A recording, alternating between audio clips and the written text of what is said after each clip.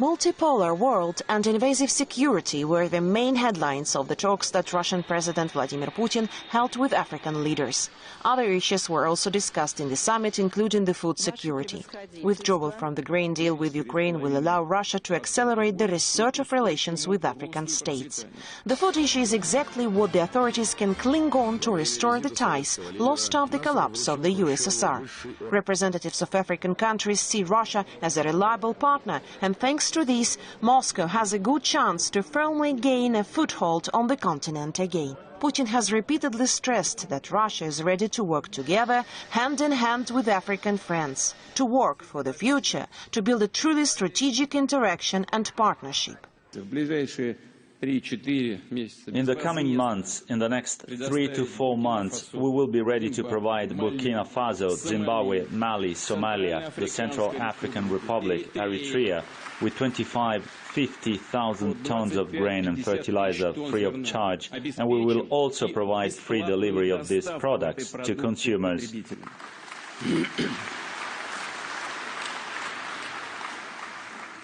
Moscow has once again written off $23 billion as part of African debt relief, implementing energy projects in 30 African countries, and is ready to settle accounts with African countries in national currencies. The descendants of prominent African leaders announced the creation of the Pan-African Anti-Colonial Legacy Forum. Among them are the descendants of Nelson Mandela, Gamal Abdel Nasser, Ahmed Ben Bella, Julius Nyerere, Samora Machel. New branches of Russian universities will be opened in Africa together with the enrollment increase of African students in Russian universities.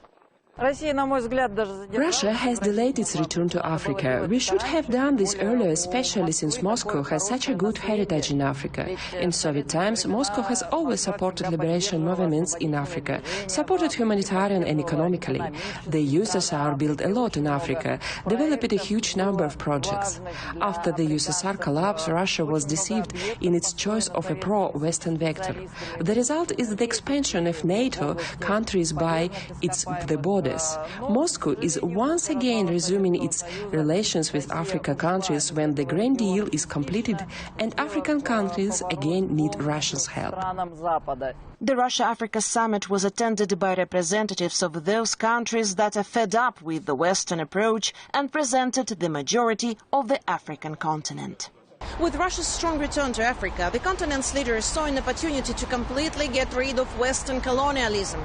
They can also now tap into their natural resources and benefit from Russian experience in various fields such as security, agriculture and energy to fuel the growth of their countries. Marina Kortunova, Press TV, Moscow.